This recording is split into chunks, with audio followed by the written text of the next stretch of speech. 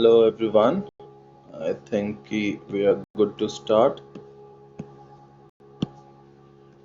Recording हो रहा है? हाँ जी हो रहा है. ठीक है.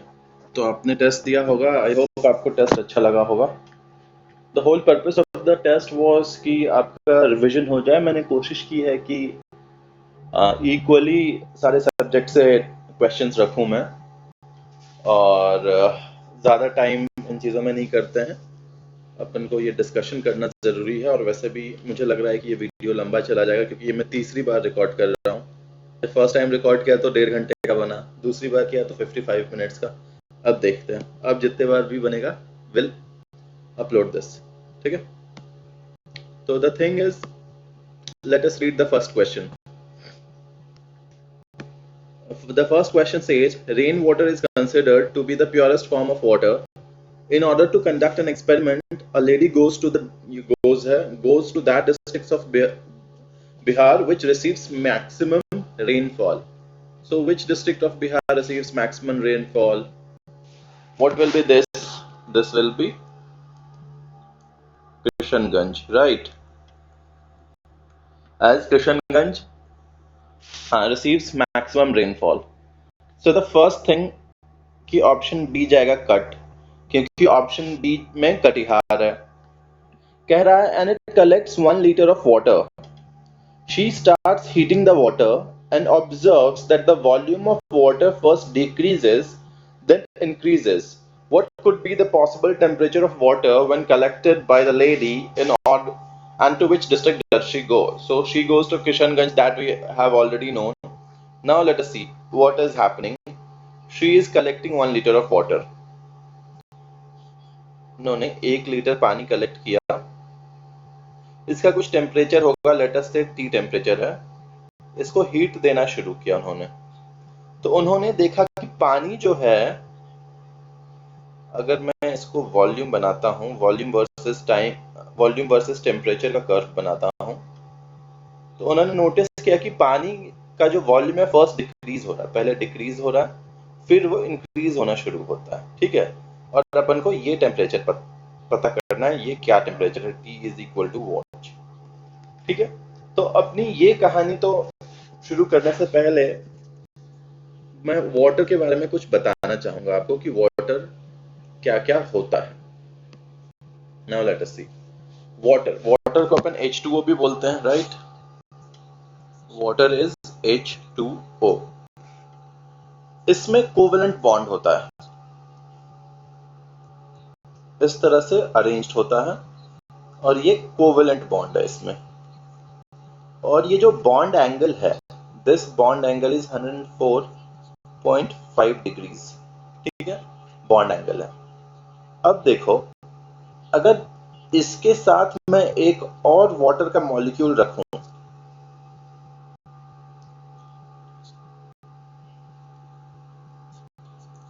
so this oxygen and this hydrogen will form a hydrogen bond. ये दोनों एक हाइड्रोजन बॉन्ड भी बनाते हैं. इसका मतलब अगर कोई कहे कि वाटर मॉलिक्यूल्स, अगर वाटर मॉलिक्यूल्स कहे they have covalent bond and hydrogen bond, and the hydrogen bond is between neighboring atoms, and that too specifically between the neighboring hydrogen and oxygen of adjacent water molecule. Am I right? ठीक है. अब देखो, अब water की कुछ बातें कर लेते हैं अपन. लेटेंट हीट ऑफ वेपराइजेशन कितना होता है?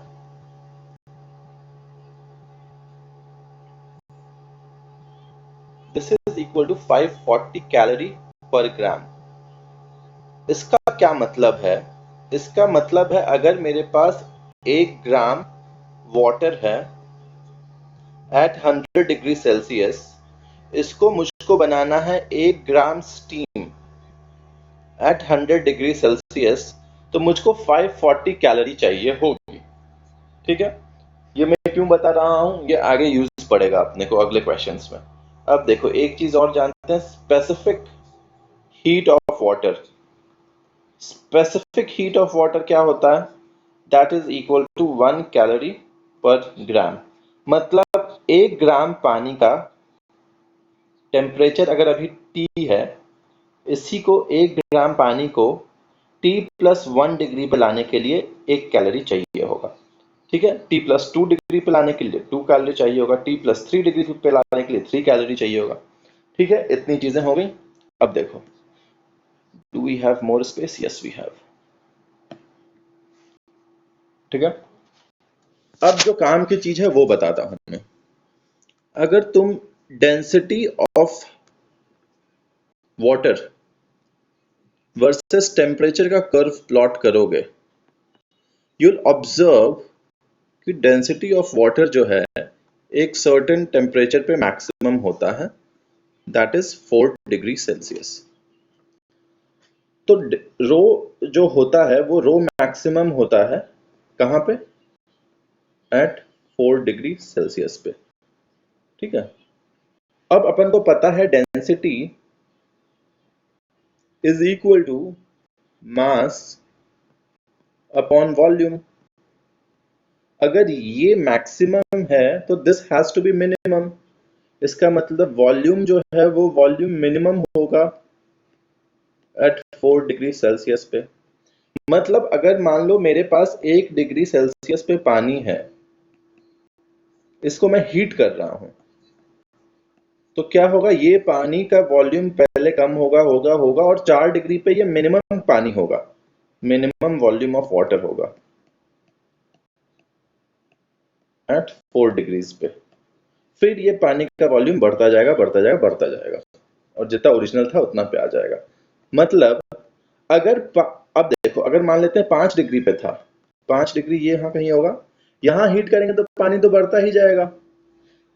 4 डिग्री पे करेंगे तो बढ़ता ही जाएगा, 3 डिग्री पे करेंगे तो पहले मिनिमम होगा फिर बढ़ेगा, 2 पे करेंगे तो मिनिमम होगा फिर बढ़ेगा, 1 पर से हीट करेंगे मिनिमम होगा फिर बढ़ेगा।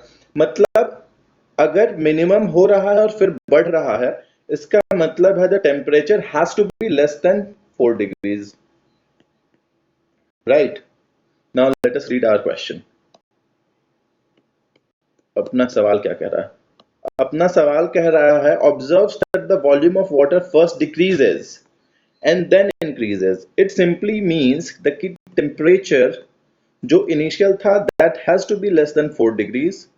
Is 7 less than 4 degrees? No. Is 6 less than 4 degrees? No. Is 10 less than 4 degrees? No.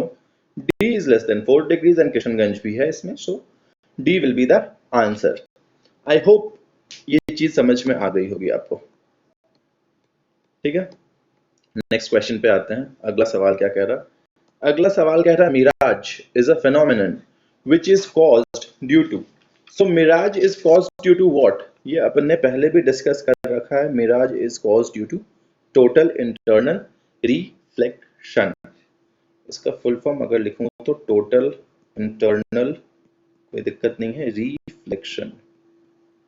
दो रिफ्लेक्शन इसमें आ रहा है, but it is not a type of reflection, it is a type of refraction. I hope we have already discussed enough on this. फिर से एक बार बता देता हूं। अगर डेंसर से रेयरर मीडियम में जाता है ऑब्जेक्ट लाइट, तो क्या होता है? Bends away from the normal, है ना। एंगल ऑफ इंसिडेंस ये है, एंगल ऑफ रिफ्रैक्शन ये है। अब देखो, जैसे जैसे मैं एंगल ऑफ इंसिडेंस बढ़ाऊंगा, एक पॉइंट ऐसा आएगा कि रिफ्रैक्टेड रे जो है वो जो मीडियम को सेपरेट करने वाली बाउंड्री है उस पे आ जाएगा। उस केस में एंगल ऑफ इंसिडेंस को क्रिटिकल एंगल बोलते हैं और ये 90 डिग्री हो जाएगा ऑब्वियसली। और मैं फर्दर और बढ़ा दूं अगर टेम्परेचर, यहाँ पे angle of incidence is greater than critical angle, so अब ये रिफ्लेक्ट ना होकर रिफ्लेक्ट हो जाएगा और उसी मीडियम में।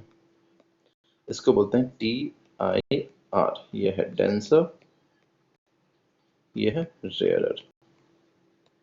तो जो मिराज फॉर्म होता है, that is formed due to TIR of light by various layers of air। होता क्या है आप देखो, ये मोस्टली आप देखो गर्मी के दिनों में होता है। ये जो मिराज की कहानी है ये गर्मी के दिनों की कहानी है। होता क्या है, अगर मान लो ये डेजर्ट है, तो जो यहाँ वाला एयर है, सरफेस है, that becomes hot और ऊपर वाला एयर का जो सरफेस है that is cold। तो जो हॉट होता है इट बिकम्स रेयरर, जो कोल्ड होता है it becomes denser, denser to rarer होता है तो ऑब्वियसली एक बड़ा अच्छा वो बन जाता है, डेंसर टू रेयरर होने के लिए TIR की पॉसिबिलिटी बन जाती है, इसलिए मिराज फॉर्म होता है। इससे ज्यादा मैं इसमें कुछ नहीं बताऊंगा, ठीक है, TIR की वजह से होता है। आई होप क्लियर हुई ये बात। अब देखो, I hope we are recording. Let me see that also. Yes, we are recording. कह रहा है a vector quantity has both magnitude and direction. यहाँ तक तो एकदम सही बात बोली इसने। Current has both, hence it is a vector quantity. पहले अपन को पता करना है, इसमें correct statement choose करना है अपने को। इस पे अपन आते हैं, ये सही कह रहा है गलत कह रहा है, क्या बात होगी। कह रहा है ammeter is a device which is used to measure current and is always connected in parallel to the branch in which current is to be measured. Let us see. ये V वोल्ट की battery है, R का resistance है, इस branch में current flow कर रहा है I। अब मुझको बताओ, इसमें अगर मुझे करंट को रीड करना है तो मैं तो सीरीज में लगाऊंगा ना एमीटर, ताकि इस ब्रांच में जो करंट फ्लो कर रहा है उसको रीड कर पाए। So ammeter is always connected in series, not in parallel. Voltmeter is connected in parallel, ठीक है, voltmeter will be connected in parallel. Ammeter is connected in series with zero resistance. Voltmeter is connected in parallel with infinite resistance. ठीक है, अब देखो इसको भी C statement पढ़ो। 1 ampere current is defined as one electron passing through a cross sectional area in a unit time, that is 1 second. कह रहा है 1 ampere is equal to 1 electron per second। देखते हैं क्या बात है इसकी, इसको भी बाद में डिस्कस करेंगे, पहले डी स्टेटमेंट पढ़ते हैं। कह रहा है semiconducting device has more resistance that insulator. अच्छा, लेट अस सी। ऐसा होता है, एक होते हैं कंडक्टिंग डिवाइसेस, एक होते हैं insulators. Conducting device easily conduct करते हैं इलेक्ट्रिसिटी को at all temperature. Insulating device कभी कंडक्ट नहीं करते। तो कंडक्टिंग डिवाइस सिंस कंडक्ट करते हैं, इसकी रेजिस्टेंस की वैल्यू लो होगी। इंसुलेटिंग डिवाइस कभी कंडक्ट नहीं करते हैं, तो ये अपोज करेंगे करंट के फ्लो को, तो रेजिस्टेंस की वैल्यू बहुत हाई होगी। इन दोनों के बीच में एक चीज आता है जिसको बोलते हैं सेमीकंडक्टर्स। सेमीकंडक्टर्स, सेमीकंडक्टर्स की क्या कहानी है? सेमीकंडक्टर्स वो डिवाइस है जो रूम टेम्परेचर पे तो कंडक्ट नहीं करेगा, room temperature does not conduct, does not। however अगर टेम्परेचर बढ़ा दोगे it will start conducting। Basic चीज ये है, डोपिंग वोपिंग की बात नहीं करेंगे, डोपिंग भी इंक्रीज करने से कंडक्ट करता है, बट अपन टेम्परेचर पे ही रहते हैं। सो इसका रेजिस्टेंस इनिशियली तो हाई होता है in compare to conductors, but when we compare it to insulators इसका रेजिस्टेंस लो होता है। So let us read the statement. What is the statement? Statement says semiconducting devices has more resistance. No, they do not have more resistance than compared to insulator. They have less resistance. ठीक है, तो ये तो हो गया false, ये statement हो गया false. This is false. ठीक है, this statement is also false. We already have seen this is also false. Now let us see 1 ampere current. जब अपन करंट को डिफाइन कर रहे थे तो हमने ऐसे पढ़ा था, बताया था आपको, आपको लेक्चर देखना, उसमें अपन ने ऐसी बात की थी कि 1 एम्पियर करंट जो होता है, करंट क्या बोलते हैं, rate of flow of charge, और 1 एम्पियर को मैंने बोला था 1 coulomb per unit charge per unit time, 1 coulomb by 1 second. और ये भाई साहब यहाँ कह रहे हैं 1 इलेक्ट्रॉन बाय 1 सेकेंड। ये तो हो ही नहीं सकता 1 इलेक्ट्रॉन, क्योंकि ये कूलम है ना, ऐसा यूनिट है चार्ज का, इलेक्ट्रॉन थोड़ी ना ऐसा यूनिट है, इसकी तो वैल्यू होती है। ठीक है, हाँ, तो इसलिए ये स्टेटमेंट भी हो जाएगा गलत। ठीक है, ये स्टेटमेंट भी हो जाएगा गलत। एंड फॉर और दोज, आपके लिए एक होमवर्क मैं दे रहा हूं। The homework for all those science lovers is कि आप मुझको कमेंट सेक्शन में बताओ कि 1 एम्पियर को डिफाइन कैसे करते हैं। What is the standard definition of 1 ampere? And trust me, it is not 1 coulomb by 1 second, ये भी नहीं है। तो आप सर्च करना, गूगल करना कि 1 ampere, how 1 ampere is defined, current is defined. अब पाओगे कि 2 पैरेलल वायर्स लेगा, दोनों के बीच में करंट, दोनों में करंट फ्लो करवाएगा, दोनों के बीच में अट्रैक्शन फोर्स होगा, फिर उसको उसके थ्रू ये 1 एम्पियर करंट डिफाइन करेगा। ठीक है, तो ये 3 चीजें हो गई हैं गलत। ये भी गलत हो गया है, 1 ammeter is a device, 1 ammeter is a device which is used to measure current. यहां तक सही है, but always connected in parallel ना होकर सीरीज में होगा। 1 एम्पियर करंट, ये तो गलत है ही। Semiconductor device is less resistance, ये भी गलत है। पहला स्टेटमेंट देखते हैं। पहला स्टेटमेंट कह रहा है, फर्स्ट स्टेटमेंट इज कि करंट एक वेक्टर क्वांटिटी है, ये कह रहा है current is a vector quantity, कह रहा है करंट जो है वो एक वेक्टर क्वांटिटी है। अच्छा, करंट को वेक्टर बता रहे हैं भाई साहब, बहुत सिंपल सा लॉजिक दूंगा मैं। आज तक कभी I is equal to 1 ampere, कभी I को ऐसे रिप्रेजेंट किया है क्या? इतनी फिजिक्स पढ़ लिया, नहीं किया होगा। करंट एक स्केलर क्वांटिटी है। लॉजिक से समझाने की कोशिश करते हैं। अभी वायर ऐसे है तो करंट की डायरेक्शन ये है, ठीक है। उसी वायर को मैं ऐसे कर देता हूं, तो 1 एम्पियर करंट कैसे फ्लो कर रहा है? इस तरह से। देखो, कुछ नहीं किया, सिर्फ वायर का ओरिएंटेशन चेंज कर दिया तो करंट की डायरेक्शन चेंज हो गई।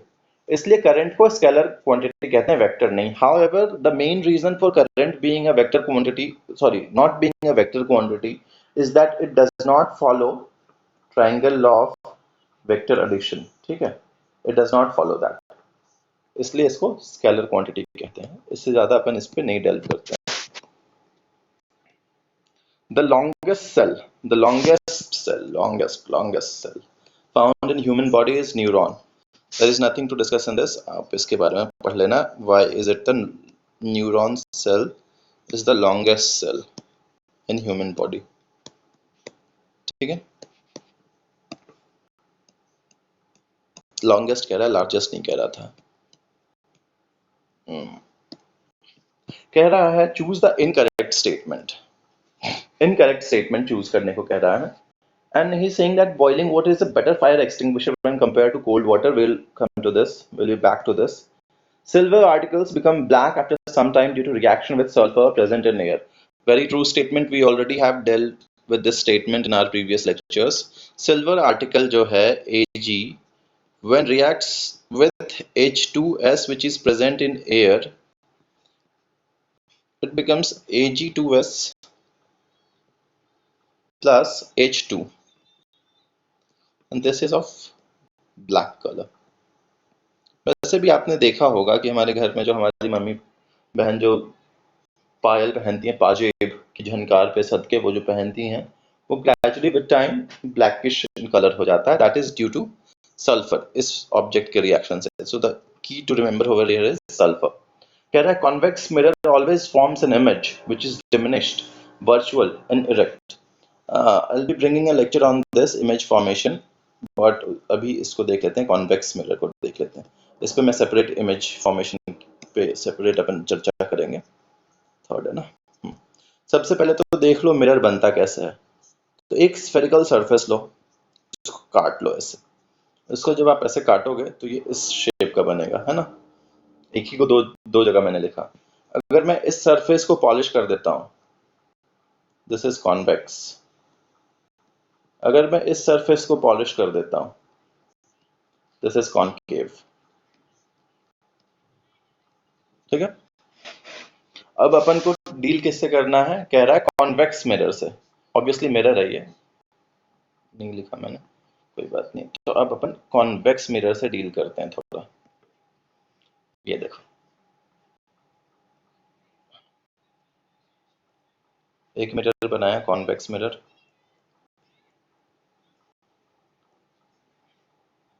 ये हो गया फोकल लेंथ, ये हो गया सेंटर ऑफ कर्वेचर, यहाँ कोई ऑब्जेक्ट रखा अपन ने, ये रे पैरेलल रे आ रही है, ये पास होगा फोकस से, ठीक है, फोकस से पास हुआ, ये वाली रे फोकस से पास हो गई। अब अगला देखो, ठीक है, ये यहाँ से जाएगा, यहाँ से टकरा के वापस आ जाएगा, दोनों पॉइंट्स यहाँ मिल रहे हैं, यहाँ पे एक इमेज बनेगी, that will be erect. So the image is diminished, दिख रहा है छोटा इमेज बना है, that is diminished, that is erect, that is for sure, that is erect, and that is virtual also. Why is this virtual? क्योंकि ये real object नहीं है, रियल ऑब्जेक्ट, रियल इमेज इस तरफ बनता, अगर इधर बनता तो रियल होता, ये वर्चुअल है, ठीक है। तो ये तीनों चीजें सही साबित हो रही हैं। ये क्वेश्चन अबोध भाई डिस्कस कर रहे थे किसी ग्रुप में, टेलीग्राम ग्रुप पे, तो उसी समय मैंने इसको इस स्टेटमेंट को डाल दिया। अब देखो, convex mirror always forms an image which is diminished, virtual and erect, एकदम ट्रू कहानी हो गई। This is true, this is true. Now let us think upon the first statement, which is boiling water is a better fire extinguisher when compared to cold water. Let us see what happens. कह रहा है अपने पास दो bucket पानी है, एक में boiling water है,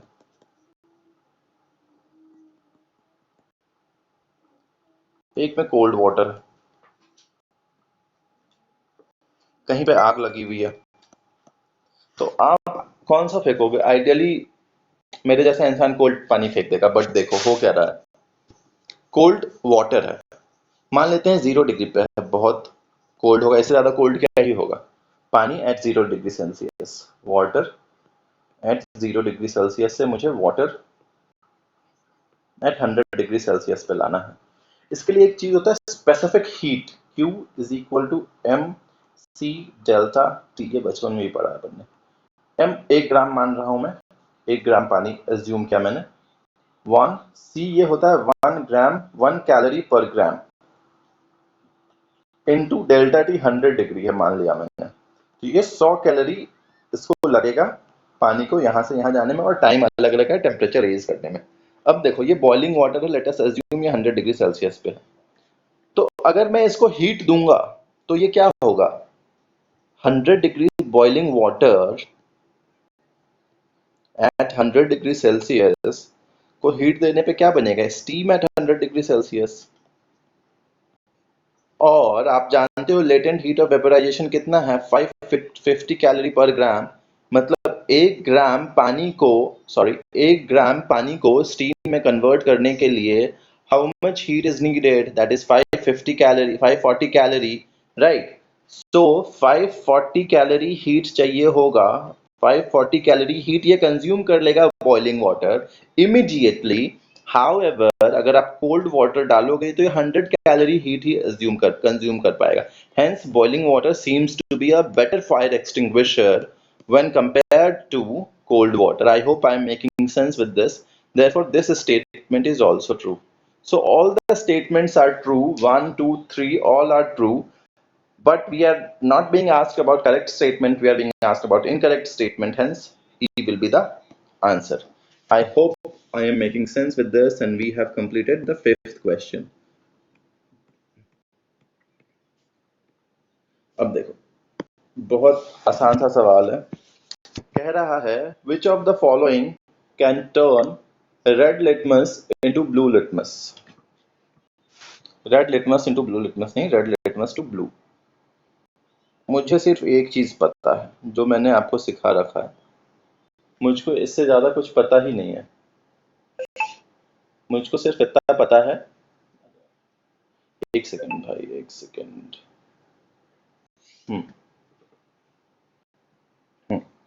कि ये जो है अम्ल नीला से नीला लिटमस को लाल लिटमस में कन्वर्ट कर देगा, है ना। अब देखो साइट्रिक एसिड क्या है, is an acid, right, citric acid is an acid, तो वो तो नीला से लाल में करेगा, but what is he asking me, is asking me कि रेड से ब्लू में कौन जाएगा? तो रेड से ब्लू में जाने के लिए it has to be a base. Is citric acid a base? No, this won't be an answer. This won't be the answer. Is ascorbic acid a base? No, it is vitamin C. Is folic acid a base? No. Folic acid is what? Vitamin B9. Antacid is a base.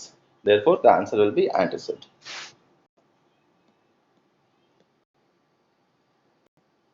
अब देखो next question.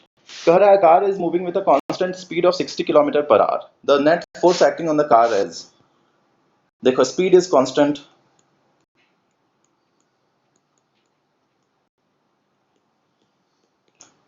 कोई car है 60 kilometre पर second की kilometre per hour की speed से move कर रहा है. Speed is constant, therefore acceleration will be 0. Force is equal to mass into acceleration. Force will be 0. Net force will be 0. Answer will be E. But however, अगर वो इंसान 60 kilometre पर speed है 60 kilometre per hour से circular motion में भी move करे तो एक्सेलरेशन नॉन जीरो होगा, not zero. Force not zero. Centripetal force will be acting on this. Net force will be centripetal force. In that case also answer will be E. ठीक है. अब थोड़ा fast करेंगे यार. कह रहा है diamond and graphites are the allotropes of carbon. एकदम सही बात है, diamond and graphites are the allotropes of carbon. तो एलोट्रोप्स होता क्या है? मेन पर्पस है एलोट्रोप्स वर्सेस पॉलीमॉर्फिज्म. ये बताना मेन पर्पस है. पॉलीमॉर्फिज्म क्या होता है? Phenomenon of existing of same substance with different crystalline form. Different crystalline form.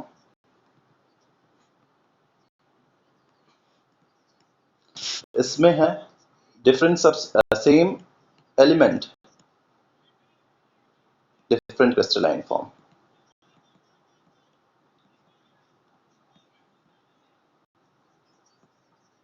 यहाँ पे कीवर्ड है सब्सटेंस, यहाँ पे कीवर्ड है एलिमेंट. जैसे कार्बन, फॉस्फोरस, सल्फर. कार्बन का आपको पता है डायमंड, ग्रेफाइट. सल्फर का पता, सॉरी फॉस्फोरस का पता है red, black, white.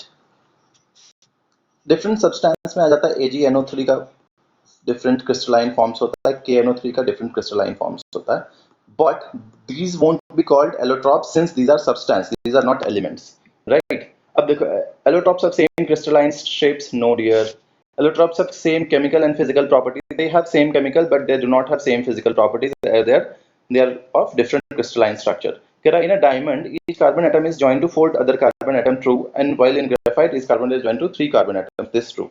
Only third statement is true, and they are asking us to find incorrect statements. So 1 and 2 are incorrect statements.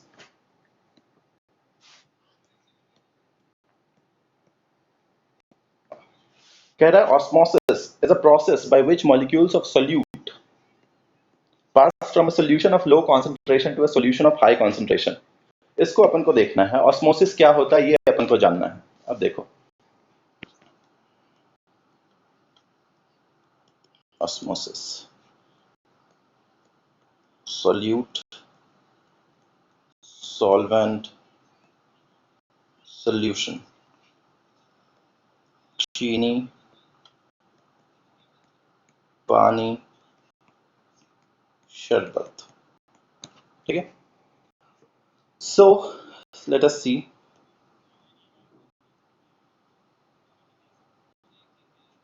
इसमें सिर्फ 3 एटम है चीनी के, इसमें 6 एटम है चीनी के, 9 एटम मान लेते हैं. तो देखो osmosis is a process. Osmosis क्या चाहेगा? ऑस्मोसिस सिर्फ ये चाहेगा कि दोनों तरफ जो है चीनी का concentration per unit water same हो जाए. मतलब क्या कहेगा?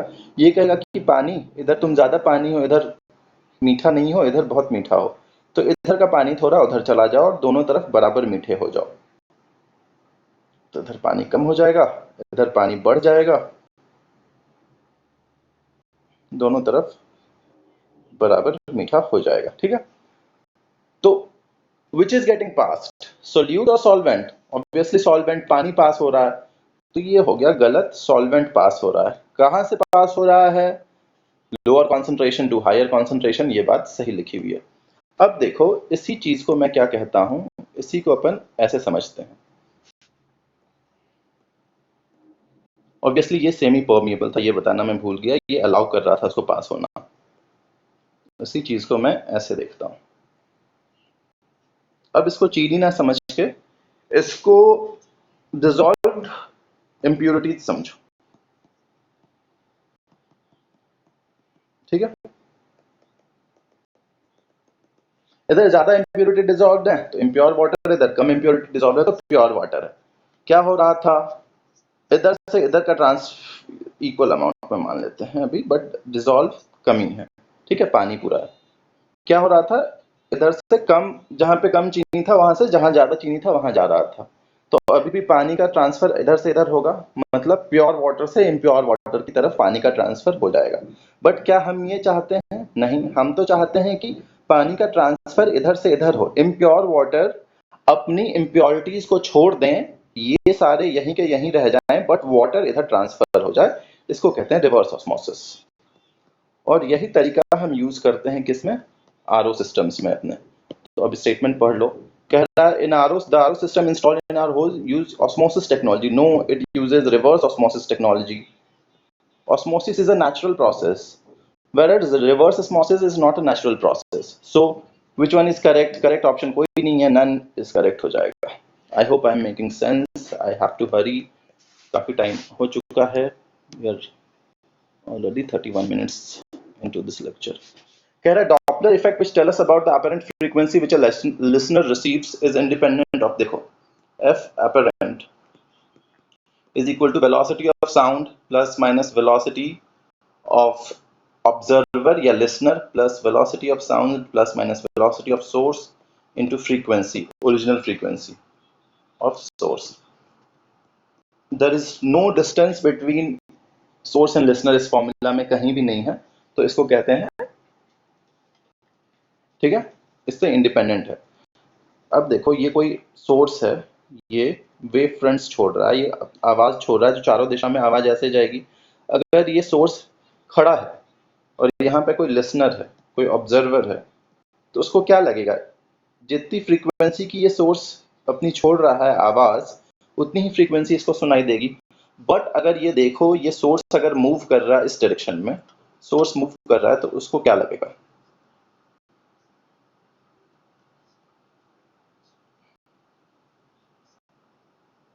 ये लिसनर है यहाँ पे,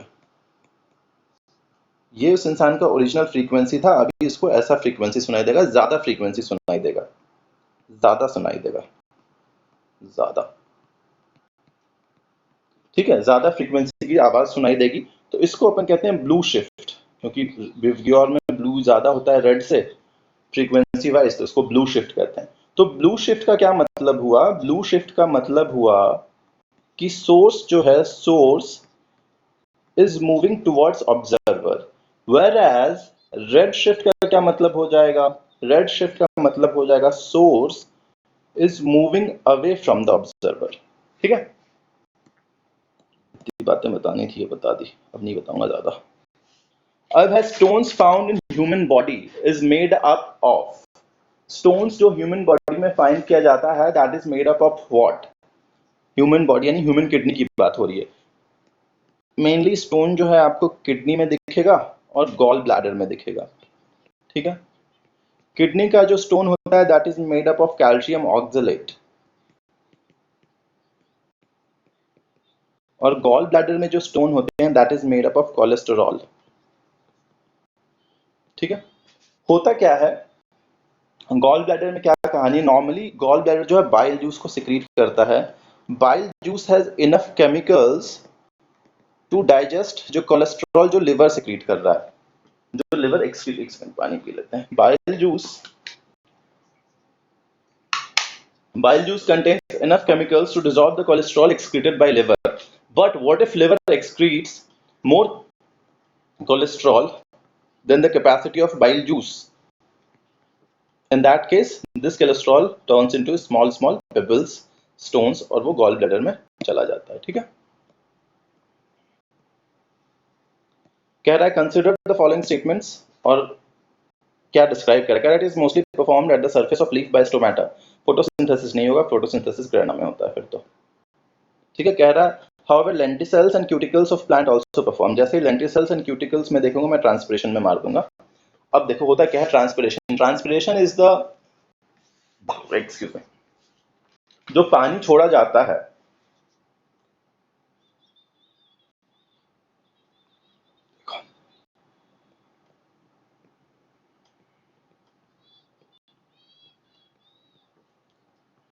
loss of water through aerial parts of plant. तीन तरह के ये होंगे, stomatal, cuticle and lenticels. Lenticel cells, lenticel सारे प्लांट में पाए भी नहीं जाते हैं, कुछ कुछ प्लांट में होते हैं। इससे 5 to 10% ऑफ ट्रांसपिरेशन होता है और मोस्ट ऑफ द ट्रांसपिरेशन इससे होता है। ठीक है, अब देखो ये कह रहा है कि रिलेटिव ह्यूमिडिटी से इसका कुछ रिलेशन है, ऑब्वियसली रिलेशन होगा। तो जो फैक्टर्स हैं जो ट्रांसपिरेशन को अफेक्ट करते हैं, पहला है रिलेटिव ह्यूमिडिटी। पहला क्या सबसे इंपॉर्टेंट फैक्टर है, रिलेटिव ह्यूमिडिटी ज्यादा होगा रेट कम होगा ट्रांसपिरेशन का। दूसरा है टेम्परेचर ज्यादा होगा, रिलेटिव ह्यूमिडिटी कम हो जाएगी, रेट बढ़ जाएगा। तीसरा है सनलाइट, सनलाइट अगर पड़ेगा स्टोमेटा ओपनिंग ब्रॉड होगी, स्टोमेटा ओपनिंग ब्रॉड होगी, ओपन्स अप, तो रेट विल ऑब्वियसली इंक्रीज।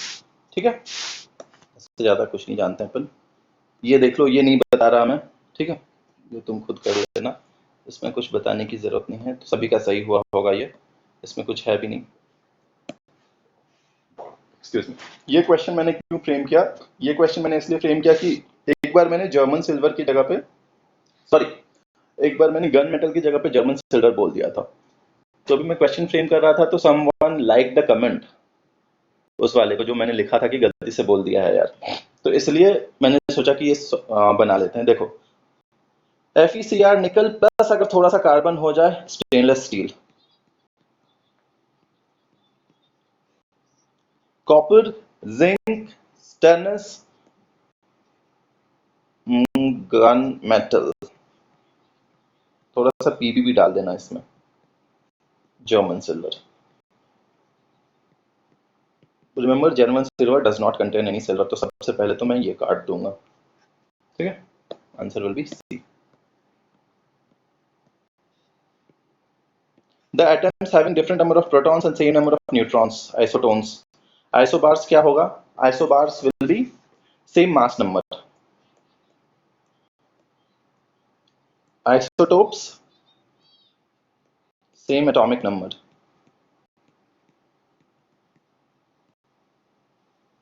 इसी को डिफरेंट लोग बोलते हैं same number of protons.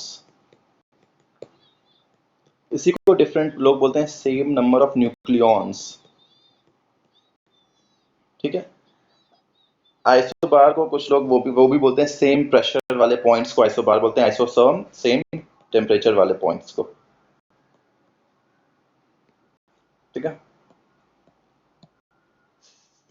Consider the following statement about candle. कह रहा burning of candle is a chemical change. Obviously, it is a chemical change. जैसे तुम burn करोगे, oxygen will be converted into CO2. So it is a chemical change. However, melting of candle is a physical change. True, इसकी length कम हो रही है. So this will be a physical change. अब देखो, अगर तुम burning of candle को छोड़ दो यहाँ पे burn करते हुए आधे घंटे के लिए, तो this will be a chemical as well as physical change. However, अगर थोड़ा सा burn करके फिर बुझा दो, तो it will only be a chemical change. Candle burning flame is of spherical shape when done in space. Obviously, no gravity. So, if done in space, no gravity, it will be of spherical shape. Least surface area. Candle in space with no oxygen will not burn. Oxygen is needed for this. So, all the three statement seems correct. So, या तो आप 1, 2, 3 मारो. अगर आप 2, 3 भी मार रहे हो और with this logic कि no sir, burning of candle is a chemical as well as physical change, तो you get your point. But logic same होना चाहिए. कह रहा है rate of photosynthesis in blue colour is more. 3 colour में rate of photosynthesis होते हैं, BVR। Red में सबसे ज्यादा, फिर ब्लू में, फिर वॉयलेट में। ग्रीन में होता ही नहीं है, तो ठीक है, ये स्टेटमेंट करेक्ट है, लेकिन हमें इनकरेक्ट स्टेटमेंट बोल रहा है। Acceleration due to gravity has maximum value on the surface of earth when compared to beneath and above earth. G is equal to GME/RE plus H का होल स्क्वायर, ये formula होता है। H 0 कर दो तो मैक्सिमम होगा, नीचे जैसे आओगे मास ऑफ अर्थ कम होता जाएगा और साथ में RE भी कम होता जाएगा। तो in that case G maximum कहाँ होता है? सरफेस पे। और सरफेस में भी कहाँ पे? पोल पे या इक्वेटर पे। कमेंट करके बताओ पोल या इक्वेटर कहाँ मैक्सिमम होता है। ठीक है, जहाँ रेडियस कम होगा वहाँ ज़्यादा हो, G की वैल्यू ज़्यादा होगी। इक्वेटर पे रेडियस ज़्यादा है, पोल पे कम है, तो यहाँ पे मैक्सिमम होगा, सरफेस पे भी। यहाँ पे एक्वा रीजिया क्या होता है? HNO3:HCl। यहाँ पे ऑलरेडी 3 आ गया, तो ये 3 पार्ट होगा, ये 1 पार्ट होगा। 3 parts of HCl and 1 part of HNO3। NFT stands for non fungible token. एकदम सही है, सारे के सारे सही हैं। तो इनकरेक्ट स्टेटमेंट कह रहा है none of them are incorrect. The pH of liquid is 4। pH of liquid is 4 मतलब एसिड है वो भाई। Choose the incorrect statement. It can turn red litmus to blue. अभी बताया था अनील मतलब नीला से लाल करेगा, तो ये तो फॉल्स हो गया। कह रहा है it has more H plus concentration than a solution of pH 3। नहीं भाई, pH 4 है, pH 3 है, which is more acidic. This इंसान is more acidic, so it will have more H plus ion concentration. तो ये भी हो गया false. कह रहा it turns turmeric paper into red color. No, it won't change. Bases turn turmeric paper into red color. This is also false. When the liquid mentioned in the question reacts with sodium hydroxide, it will produce as water as byproduct. एकदम सही बात है। Liquid mentioned क्या है? Acid. किसके साथ react करेगा? Base के साथ। क्या बनाएगा? सॉल्ट।